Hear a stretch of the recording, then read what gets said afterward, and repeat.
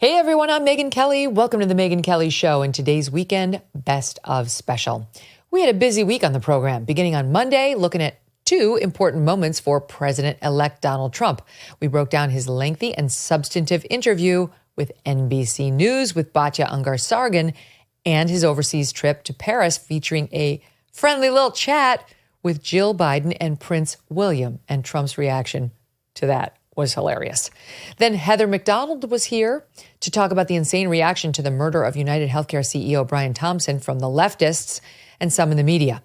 The fellas from the Ruthless program stopped by to talk through the Caitlin Clark story, how she bent the knee to the race hustlers in the WNBA and apologizing for her whiteness. We got into that and more. We'll be back on Monday. See you then. Donald Trump goes on Meet the Press this weekend in an extraordinary hour-plus exchange with Kristen Welker.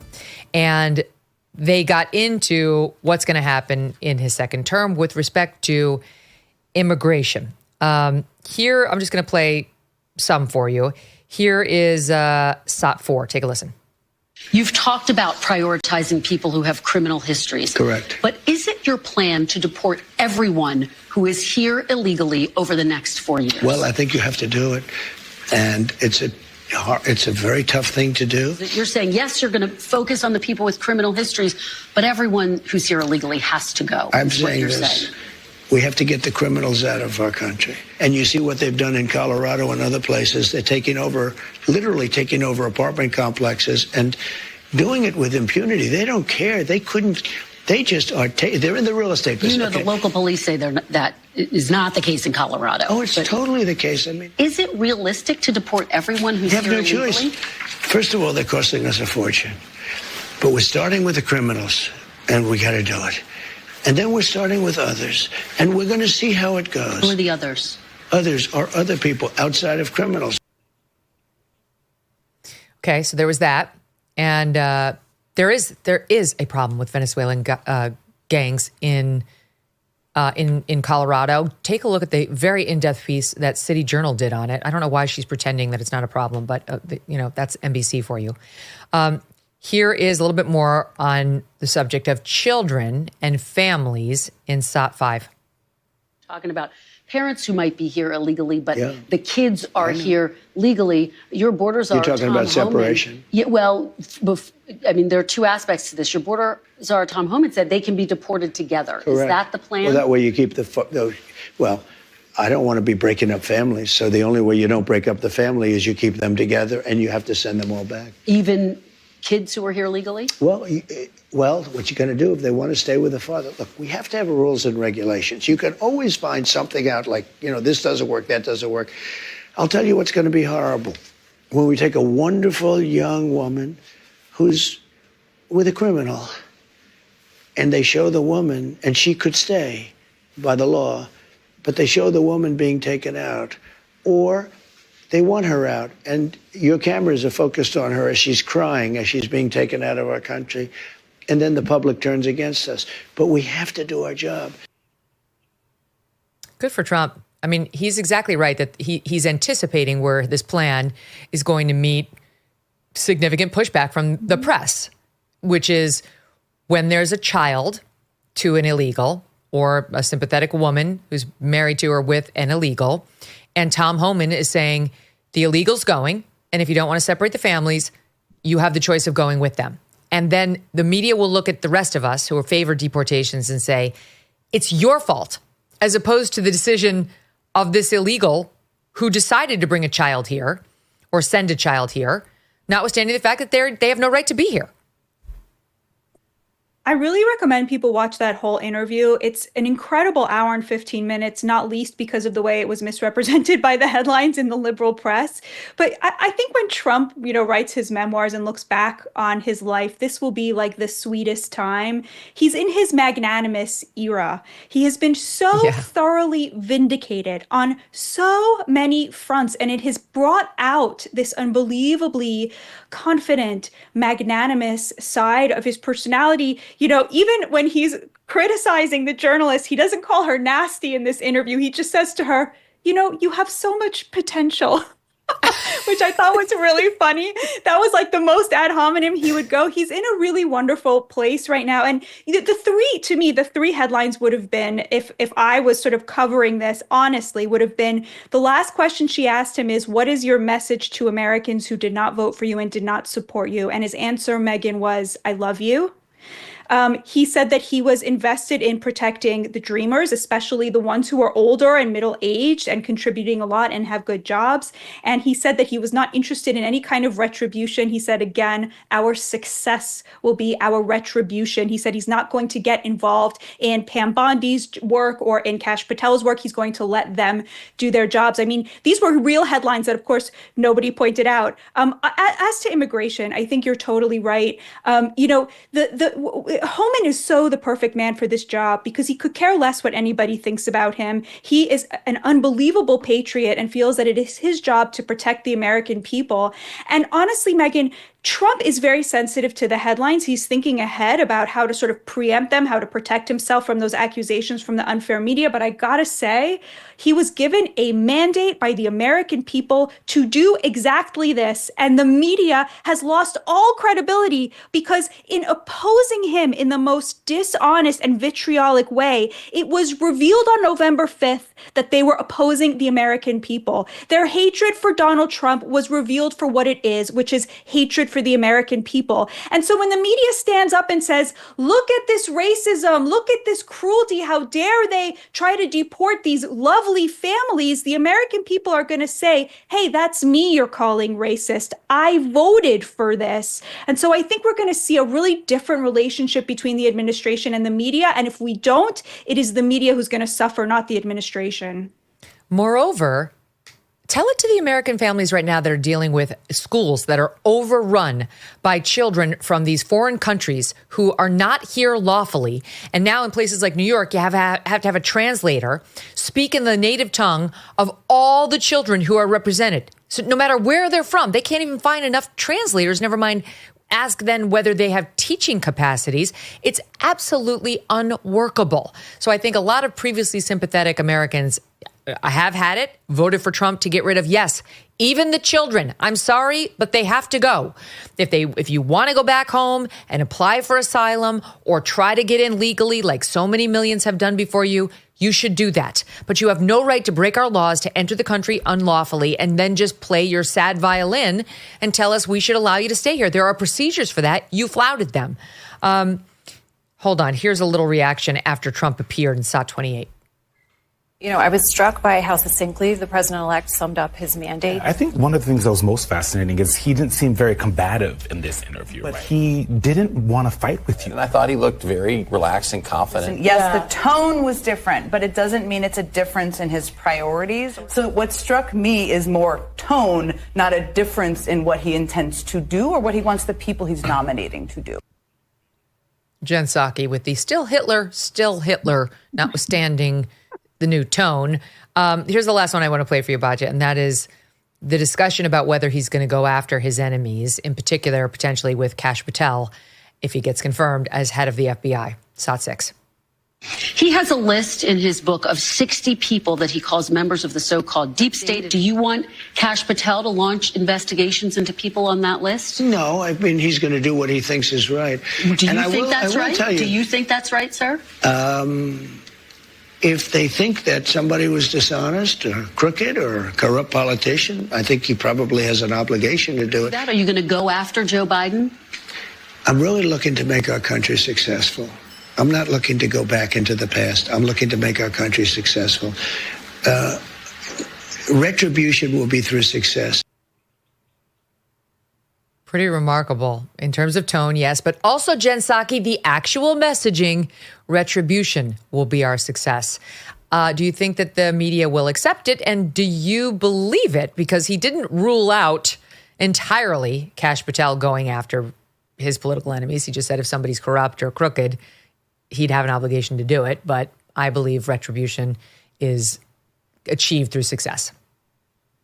Well, he didn't go after Hillary Clinton the first time around, right? We have a record. That's what's so insane about all the accusations against him. We were all there. It was 4 years ago. Like they act like that never happened. It's so ridiculous. I honestly think Donald Trump only cares about two things. He cares about no more wars. He hates war because he thinks it's wasteful. And he wants an incredible economy that will lift up the working class, hardworking people who work and work and work and can't get ahead.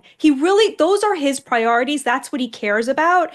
He really wants the people in his cabinet to do what they view as the mandate given by the American people so that he can focus on those things. The idea that he's on some sort of revenge tour is so ridiculous. And you know what, Megyn? It's just a pure projection.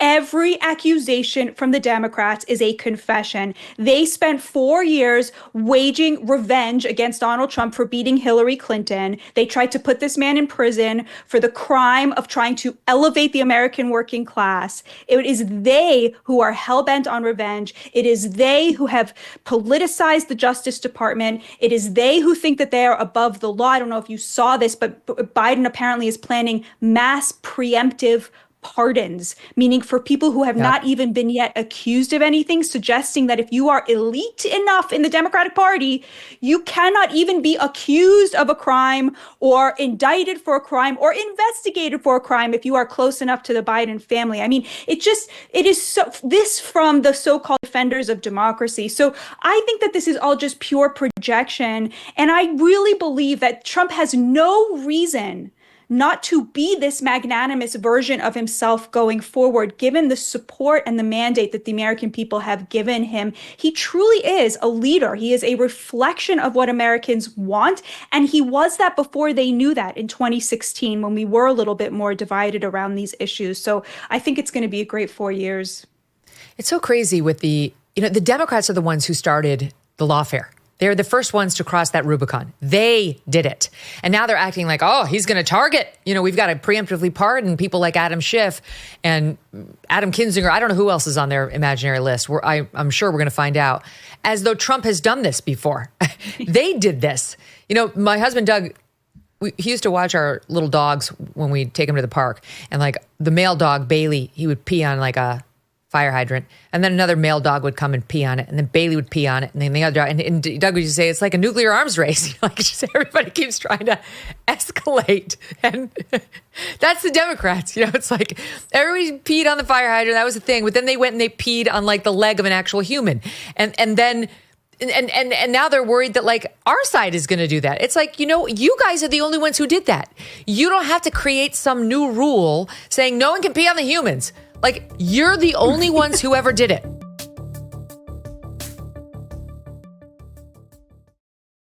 Also interesting was his trip over to France. He attended the reopening of the Notre Dame Cathedral, which we were all thrilled to see happen, one of the world's treasures.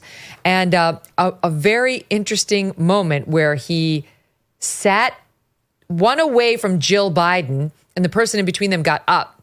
And so it was just those two for a moment. And they were super friendly. Here's a full screen of it, picture. They were smiling.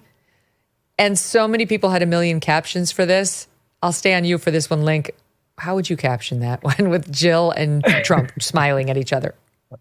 The only times we've seen Jill Biden smile recently are when she's with Donald Trump. She is smiling ear to ear in the picture when he came to the White House recently. She's having the time of her life hanging out with him in Paris. Donald Trump, we don't need another season of Emily in Paris. We need Donald Trump in Paris. He was over there having a great time. He was holding court. I was shocked he didn't come home wearing a beret, smoking one of those long, obnoxious cigarettes. So Donald Trump was having a great time in Paris. Jill Biden, she looks so happy. She looks like she just got a pardon. And if Biden can pardon the turkey and Hunter, might as well give her one too. Yeah, she may wind up getting one. There are going to be a lot of Bidens who still get pardoned. But it was very interesting, Amala, to see, the two of them over there, chummy. It was to the point where it became such a meme that Trump put out this full screen, this sort of like graphic ad showing Jill and Trump together. Was it Trump who put this? Yeah, it was for Trump who put this out. And it reads, "A fragrance your enemies can't resist." And it says, "Fight, fight, fight." Yeah. And it actually is a Trump fragrance that he's trying to market right now. So what do you make of it? Is there are they actually friendly? Did they both vote for the same person? You know, they just might have. We all saw Jill Biden on election day where she was strutting around in that bright red suit of hers and she was smiling ear to ear. And she has been virtually ever since. Maybe it just felt good to be sitting next to a lucid president with Donald Trump. But you can watch with everybody in the room. Every single eye is on him. They cannot look away from him. So I was thinking he just very well might have that fragrance on because people were gravitating towards this man. And we've watched over the past, 8 years as these individuals have attacked him. They've cast him aside. They've laughed at him in this sort of move of political theater that we saw in reference to the Trump administration and to the Trump campaign in this last election. But now that he's won, they are just gravitating towards him. He's like a magnet. Here we saw in that video that he was shaking hands with the Italian prime minister, and we saw Prince William standing there shaking his hand, and Trump after the fact said something. We don't have this on tape, right? Do we have that on tape? Oh, it's via the New York Post. Was commenting on how attractive Prince William is, saying, he's such a good-looking guy, and was saying even more handsome in person, saying, yes. He goes, he's a good-looking guy. He looked really very handsome last night. Some people look better in person. He looked great. He looked really nice, and I told him that. Which is like the highest form of currency with Trump.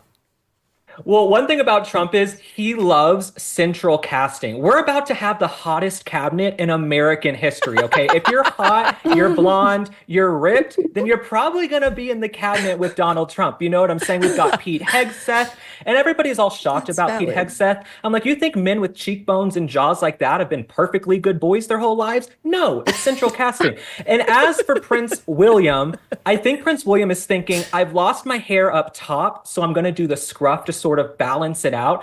But when I saw Trump with Prince William, the body language was great. This is what we need with international relations. Prince William, unfortunately, King Charles is sick. He will likely be king very soon. And I couldn't help but think about Prince Harry and Meghan Markle waltzing around their McMansion in Montecito, complaining about how famous they are. I really think those two little hucksters thought they were going to be in like Flint if Kamala Harris won because they're best friends with Oprah Winfrey. She was, out there campaigning for Kamala. Now they're going to have to sit there irrelevant as ever. I know. All she has left is her little jars of jam, Amala. She's not going to be the first lady of Montecito. She's not going to be anything other than a jam proprietor, which is fine. It's fine. It's just wasn't her lifetime goals. She's out there with Tyler Perry and Oprah instead of welcoming the incoming president of the United States as she might have if she had just done the terrible work of sticking with the royal family.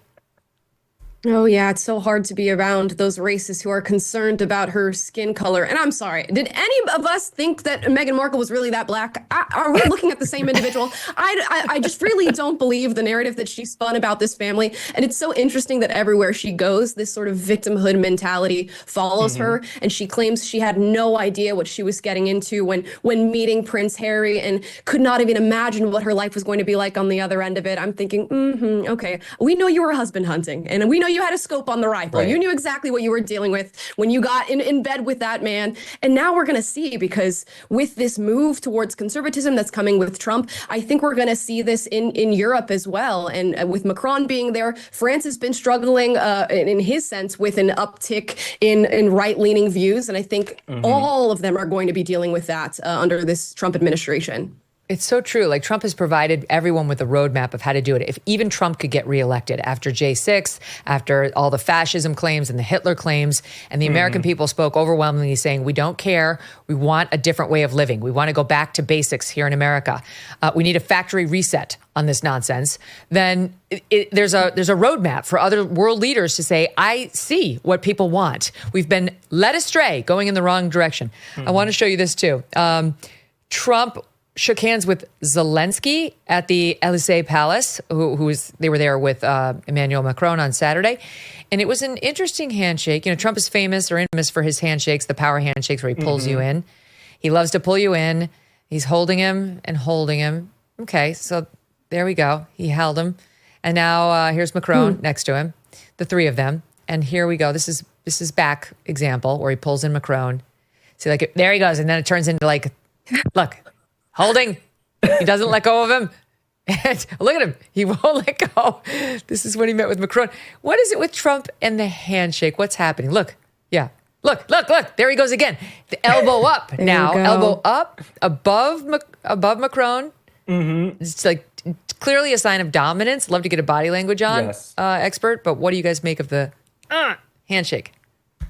Well, as someone who is a body language expert, I will tell you, this is just a man with bravado, machismo. This is a guy who is totally in control. Trump has climbed the highest mountain twice. And I said recently, everybody around the world, all these world leaders, they either fear or revere Donald Trump. And those are two really great places to be in because we're so used to Joe Biden shuffling in. They put him on the back of these photos now at the summit. Nobody respects him. Donald Trump is coming in and everybody's attention has been heightened. So I was really happy to see this. As for Zelensky, could the man not put a suit on? If I was going to meet my sugar daddy, the man who's been funding my country with hundreds of billions of dollars, I would have put a suit on, you know? So I don't understand with Zelensky. Maybe he can't throw on a suit and tie, but Trump is definitely asserting his dominance. I do want to tell you something funny about the handshake.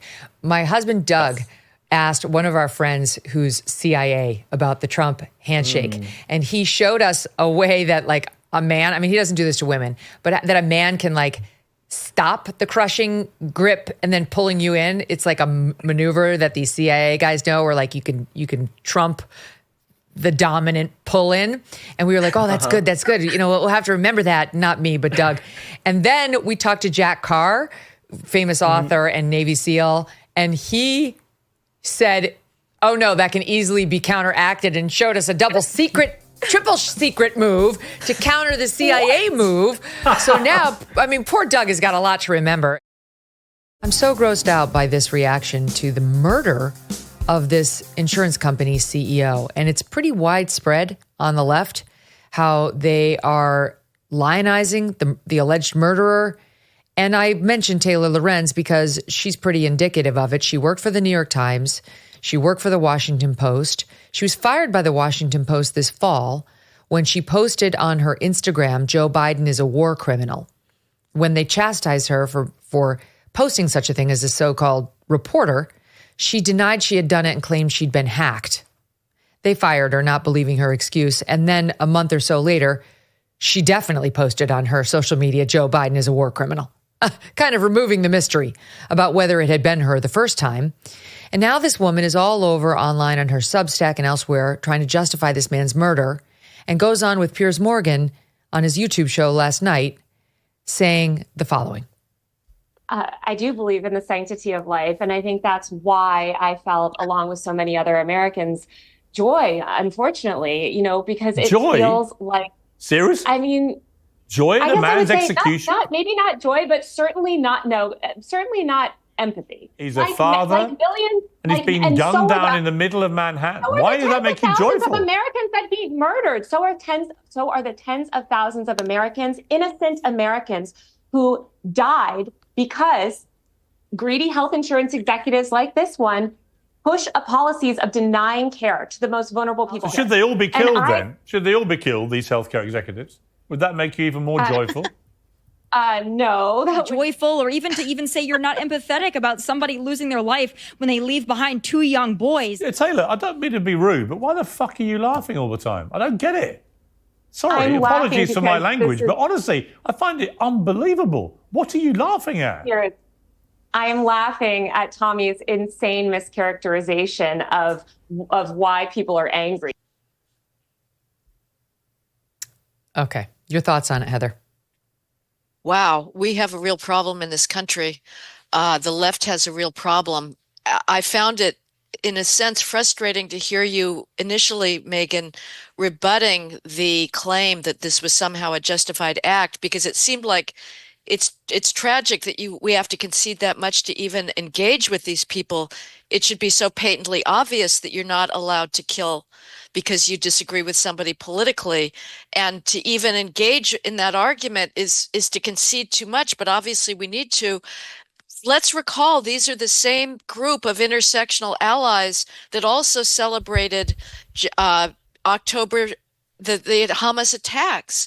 There's something that has gone fundamentally wrong with the left's understanding about some basic moral truths, which is you don't get to narcissistically kill some figurehead because you feel like you're in pain after back surgery, and you don't get to kill on the basis of political beliefs. But we also have assassinations on Trump. This is being a poison that's being bred in the universities, which proceeds with a Manichaean worldview about the evil of anything associated with capitalism, with anything associated with Western civilization, and that glorifies alleged victims, alleged marginalized, and clearly is very closely positioned to the next step, which is that it's okay to kill. Lawrence is basically a mainstream media figure.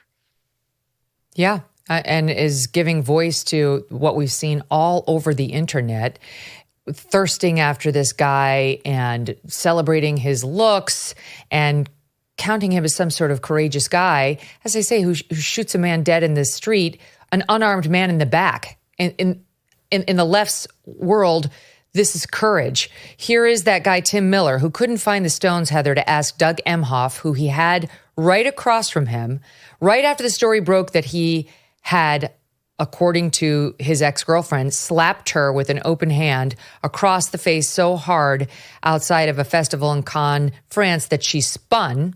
This is like a year before he got together with Kamala Harris.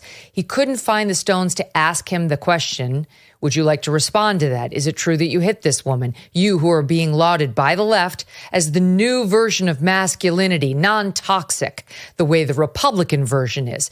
This guy, Tim Miller, couldn't find the stones to ask him those questions. But here he is today with his thoughts about this alleged killer of CEO Brian Thompson. There's a lot to unpack here, including his six-pack would be among the things you need to unpack. He did post yes. Yeah. This is a very attractive man, and I am attracted to the shooter. And I have to just say, not exactly my type. I mean, objectively handsome. I think once you kill someone, not exactly my type. Yeah. Like in that category, kind of the Boston Marathon bomber was kind of a little bit more in my wheelhouse. He works for the Bulwark.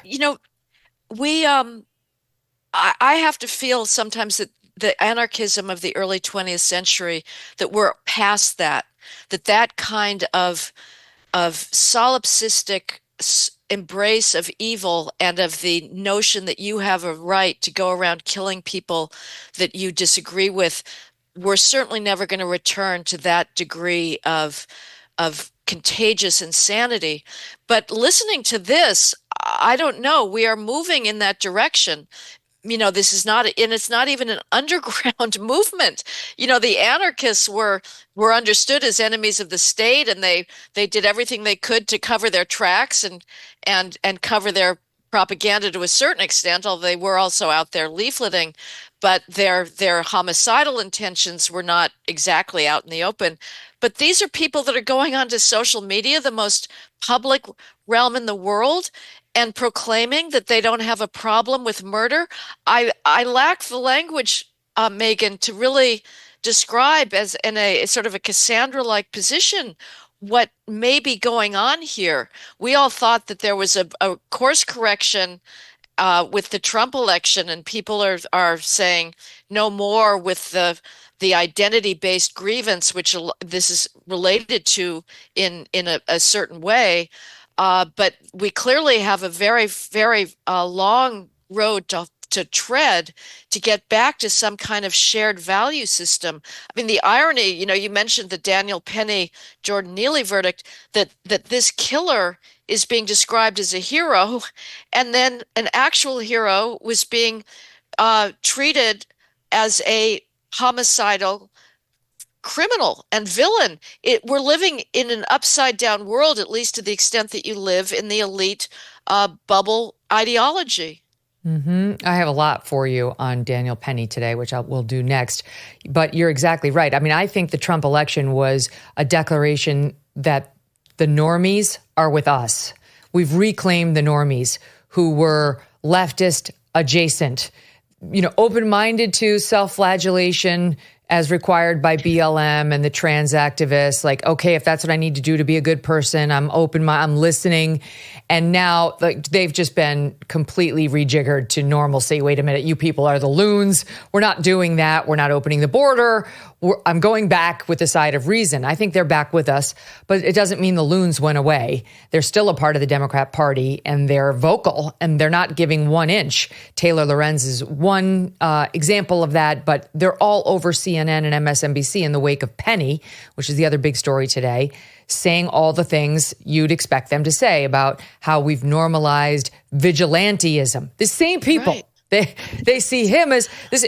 We're celebrating a vigilante in the case of Penny, but on the CEO Brian Thompson, you've got some of those same people saying, "Right on." The guy had some good points. Mm-hmm. I don't know.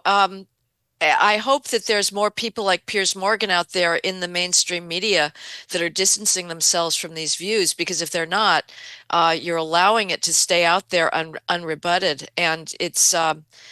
I think Trump is under constant threat of another assassination to the extent that you whip people up. And of course, let's be fair. The left probably thinks that the right's rhetoric is just as unhinged and just as dangerous, just as apocryphal and unduly Manichaean, that could give rise to right-wing kooks. And there's always a risk about directly linking rhetoric to action. There should be a very, very wide berth for politically extreme rhetoric. As long as you're not calling for violence, it's not clear that anybody that embraces a certain kind of discourse should be held responsible for somebody who acts out in the name of that discourse. So both sides view the other as engaged in completely unhinged rhetoric. Nevertheless, I don't think there's anything comparable. I mean, maybe there is. Maybe there's some right-wing kooks that are justifying in advance using violence against people you disagree with. But we've seen young people have completely lost understanding of the First Amendment. They do not understand fundamental principles of discourse, of the free market of ideas, that the best way to counter ideas that you disagree with is to argue against them. You don't silence people. You don't arrogate to yourself the power of censorship.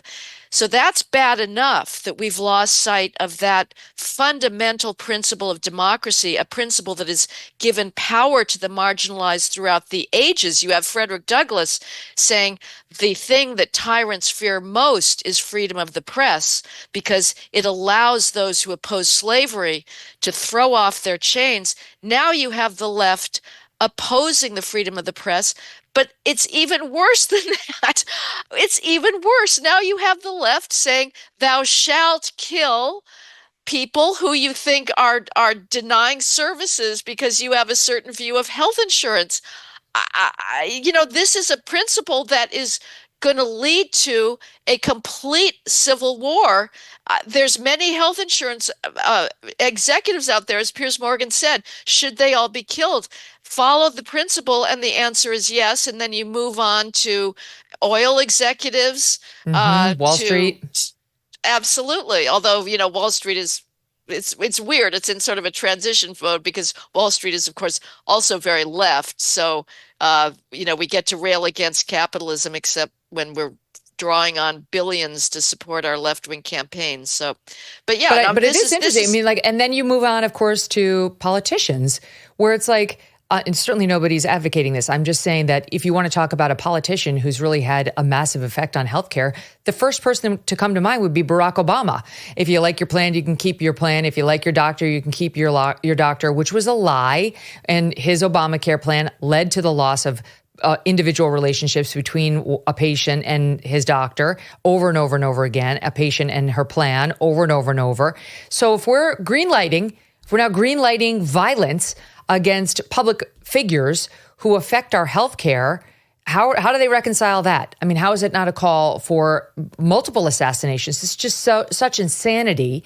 That's why I refuse to even have the discussion. I refuse to have the discussion about the state of modern insurance care in America right now. Maybe at some point we'll discuss it, but certainly not in response to this lunatic who is being covered like this. Heather, just to give you one other example. Would you look at CNN talking about this murderer, this suspected murderer? Watch this.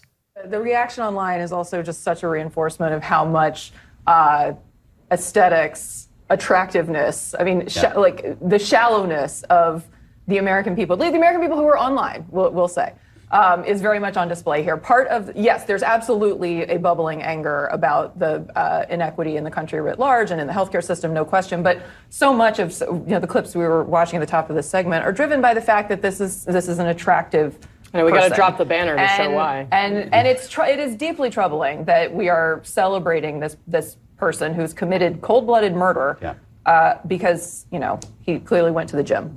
One take. Okay, so what happened in that clip for the listening audience is that Casey Hunt, the anchor, chimes in, we've got to drop the banner to show them why. Like, show him his abs. There's something incredibly crass, sophomoric, simple about the discussions these people are having around this man who gunned down a fellow American. We haven't seen an open assassination attempt like this in a long time, Heather, and the seriousness is just missing. Again, part of me rebels against us even having this conversation, Megyn. We should not be having to persuade other people that you don't get to kill a corporate executive because you disagree with his policies. Why are we drawn into this? But if we didn't have it, I guess they'd go unchallenged. But one wonders again and again, what common ground do we have now with people on the progressive left and even liberals? If you can't even agree, I used to think that, well, there's no common ground because we can't even agree that chromosomes determine one's biological sex, that we have made this enormous progress in understanding genetics. We should be celebrating that. We have cracked the genetic code. This is one of the greatest feats of human understanding. And now we're throwing that all out in favor of this completely politicized gender theory view that, in fact, sex is something assigned at birth, not written into every single cell in our body and can be changed at will by people that decide they hate the patriarchy. I used to think if we can't agree about that, it's hopeless. But now it turns out it's even worse than that. The fundamental law that you cannot kill, you shall not commit murder, we can't even agree on that. So what do we do? I mean, we have to forge on without them. These are not people we can reason with. We just have to defeat them and forge on without them. I do want to ask you, you're not a psychologist or a psychiatrist, but it is bizarre, Heather, that this guy was valedictorian of this Tony Boys School in Maryland, went on to the University of Pennsylvania where he got a BA and an MA in computer science, engineering, and math, I think was his minor, goes on to work for some tech companies. Though I will say the employment history started to get a little sketchy. They say he worked for 10 different companies in the past 10 years. Now, that would have been when he was 16 to 26. But it's not like he found a great job and just kept it upon graduating from UPenn. I'll just show you a little bit from his high school graduation speech as valedictorian. He wasn't particularly articulate or impressive, I will admit. But he seemed normal. And this is just, 8 years ago. Listen to this. It's SOT 12. Just like we've done these past few years, we'll be exploring the unknown. Whether that be attending colleges across the country, traveling the world during gap years, or fulfilling military service in foreign countries. As we embrace the new, however, we won't forget the old. Our friendships, values, and memories from Gilman will always stay with us. So, to the class of 2016, a kind of class that only comes around once every 50 years. It's been an incredible journey, and I simply can't imagine the last few years with any other group of guys.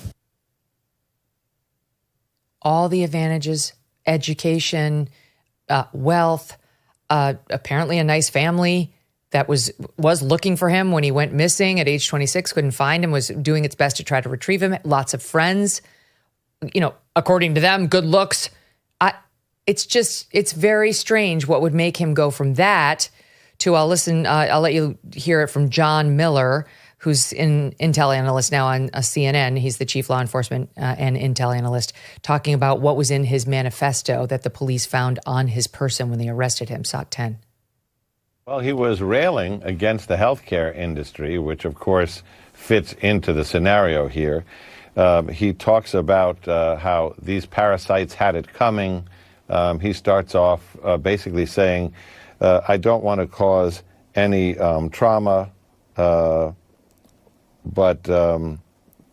it had to be done.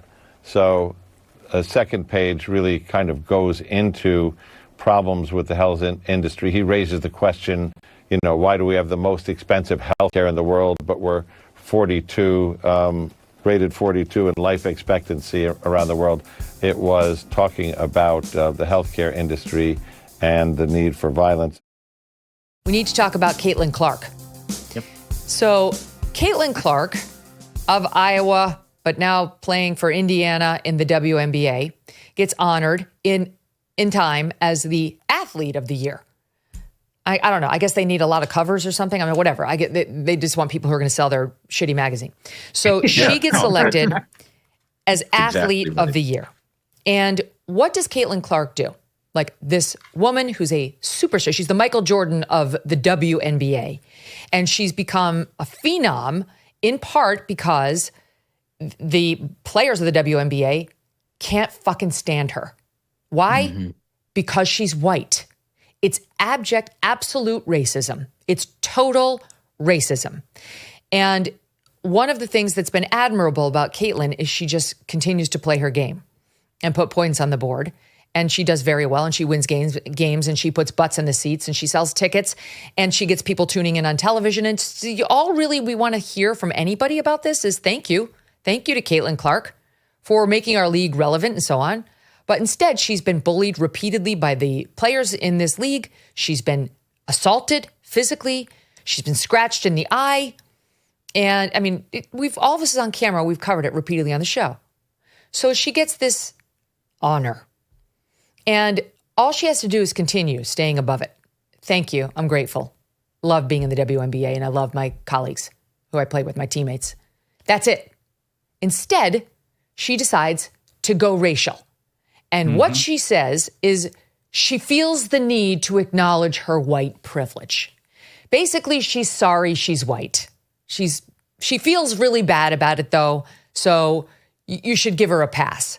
And then she makes a point of saying, the ones we really need to be celebrating are the black women on whose backs this league was built, which I have to tell you is so condescending. It really is. It's true that most of these black women have been bullying her and want her to understand it's their league. Hello, you don't own the league. Blacks don't own the league, just like whites don't own tennis or golf. Nobody owns the league. This is America. Anybody can play if they're good enough. But they want her on the knee. You'll bend the knee and you'll apologize for being white, and you will suck up to the black women who built this league before you, or you will be beaten. You will be assaulted and you will be bullied with no friends.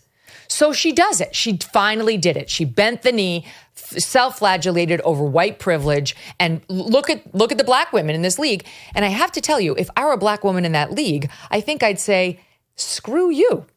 Because don't treat me like I am the ugly stepsister and you are Cinderella, and no prince is going to look at me unless Cinderella says, oh, give her a little time. Oh, put her in the spotlight for a moment. I would be offended, genuinely offended by her. Like, look over there. Look at them. They're not white. They did a lot too. And here's the other thing. It's totally insincere. And here's how you know it's totally insincere. Because if Caitlin Clark really felt uncomfortable in the spotlight as the newbie who's white, because white people didn't build the league, she wouldn't have said yes to being Time Magazine's Athlete of the Year. So either walk the walk or don't. But what you're doing here is trying to have it both ways. You're too cute by half, and you've managed to piss off your fan base. Go ahead and look at my Twitter feed and the comments under my tweet on this. She's lost thousands of fans, maybe more, as a result of this. And you will never appease the race bullies in the WNBA, ever. because you're too popular, you're too talented, and too white. That's it. Well, I think you completely nailed it. As soon as I saw that statement from her, I was incensed, because it was only a couple of days earlier I'd been telling Duncan's from Indiana. I was like, wow, I see all these clips of this player you've got. She's amazing. She's done great. And I've been following during the season her getting bullied by all these other players who are jealous of her, who are jealous of her success. And meanwhile, these statistics would come out where all the road games where she plays sell out. They're the best selling games of the season is when she comes to town. And for her to turn around and bend the knee to these people who've been bullying her, like you said, it's never going to be enough. It's not just her trying to get these people to like her who've been mean to her. It's her complete betrayal of her fan base. People, like, for years and years, men have been complaining that ESPN doesn't cover sports. They cover critical race theory, and they're sick of it. People watch sports for escapism, to see competition. Caitlin Clark was an inspiration to so many of my friends' daughters. And for her to go out and say something like this, to try to, like you said, being like, oh, no, Black players need me as a white savior to bring them and highlight them. This racist equity system, all it does is divide Americans. And the result of this election, in large part, was Americans saying, we're tired of that. We've had enough of that. And Caitlin Clark's going right back to that. And DEI That's is so right. DEI is a nonsense thing, but can you think of any profession in which it's more nonsense than athletic competition, in which there are statistics and points scored? It's such a preposterous thing to claim somebody has privilege in a competition of athletics. And not to mention the fact of, you would never say something like that about the NBA, where there are hundreds of Black superstars paid millions and millions of dollars. And by the way, that NBA subsidizes the entire WNBA. Yeah, right. So, and she's walking around talking about her white privilege. It's insane. Well, here's the other thing, Duncan. Here's the other question. I don't remember Serena Williams apologizing for her Blackness in tennis, which had been dominated mostly by whites. I don't remember Tiger Woods apologizing for his Blackness in the PGA, which was dominated by whites. No one would even think of such a thing. They celebrated this new figure in sports who maybe didn't look like all the other figures they knew. They thought it was great. He was to be celebrated. That's how normal people have responded to Caitlin. What they all had in common is that they fundamentally changed the sport, and they brought casual fans into the sport to become lifelong fans of the sport. It didn't matter what the color of their skin was. That's what Tiger Woods did to golf. That's what Caitlin Clark did to the WNBA. That's the sort of excellence that should be celebrated. And it's so weird to me that we had that entire ideology fail at the ballot box a few weeks ago, and now she's like the last one to get the memo. It's crazy. Yeah, imagine a world. We got to keep this going because it's like I'm so fired up about it. But imagine a world in which Serena and Venus take over tennis, they crush, and the thought pieces that are being written or the comments that they are required to say are, I just want to acknowledge that tennis was built on the back of white people like Chrissy Everett and Martina Navratilova and Billie Jean King.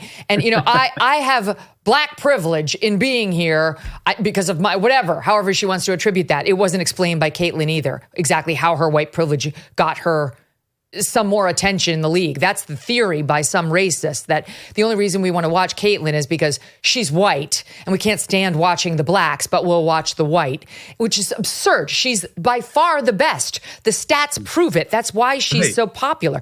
But in what world would we ever be comfortable saying to these Black superstars, you better acknowledge the backs on whose, bodies tennis and golf and whatever white sport you can think of was built? I mean, it's an absurdity. It's racist on its face.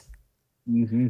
Yeah. And, the thing that really strikes me, if you think about Time Magazine, it's not, they don't care about sports. It's a religious tract for the left-wing lunacy in this country. And what they care about is driving their politics forward. There are thousands of athletes who have had great years that they could highlight if they cared about highlighting a top athlete. Caitlin Clark is one of them. But this story and naming her really strikes me is something that was negotiated between her PR agent and Time Magazine, where the agreement was she would say what the left wanted to hear, and in exchange, she's named athlete. Well, this is part of the sports culture, and it has been here for the last 5 or 6 years, that these are the kind of things that you get into when you do these sort of quote unquote mainstream pieces. But I think there's something that's much larger than all of this, and one of the reasons why we're so irritated about it is this election. You saw huge participation and definitive in how they came down amongst Gen X and older millennials. And one of the big pieces of that, in my view, is that we all kind of grew up in a social atmosphere where you just didn't think of people in white buckets and black buckets. And like all my heroes were young black athletes. And I never thought about that. Yeah, when I watched Family Matters, it wasn't like, oh, I'm watching the black sitcom. Yeah. You know, like you never thought about that as a kid. Like the Cosby Show. Cosby Show. Like, you're like, yeah, you weren't like, oh man, well, let's watch the black show tonight. Like it just never had, that's not how we grew up. And somehow time over the last 10 years, all of that changed. And it took people a while to try to figure out how and why and what they could do about it. In this election, they finally said, fuck you. We are not doing this anymore. We are not going to discriminate people. We are not going to evaluate their character or their worth based on their skin color. We're not doing any of that anymore. And the extent that DEI and all of those people that want to push that agenda are doing that to us, we're going to throw your asses out. And that's exactly what they did. And so now you get the sports agents and all this stuff that apparently didn't get the memo. And my bet is, Megyn, I think you're talking about like a 22-year-old young woman who's sort of thrust into this cultural icon. I bet 5 years from now she's going to wish she had that back. And I don't think that. I don't think that. I mean, right now, what we know about Caitlin Clark is she's reportedly dating some very, very woke leftist. But what we know about her is she liked Taylor Swift's endorsement of Kamala Harris. So she seems to be telegraphing something about her politics, even though she doesn't often tweet or post about politics. It seems pretty clear she was in that lane hoping Kamala Harris got elected, though when asked about it, she tried to play it off as she was just, really in favor of people informing themselves about the issues and making sure they vote. Okay, sure. Yeah. There isn't a Trump voter in the world that would have liked the Taylor Swift endorsement of Kamala Harris and Tim Walz. So she definitely is a Democrat and probably a leftist who believes this crap. I have to think she believes in this crap. This is the first real, window we are getting into the way she thinks. And I couldn't care less if she's a Democrat. As I've said many times, the people in my family are Democrats. A lot of people I love are Democrats. It's not about that. It's about this sick ideology and the fact that she bent both knees. She got down on both knees and begged for forgiveness for her whiteness and then was condescending to the black women in the league while she did it. It was an utter fail.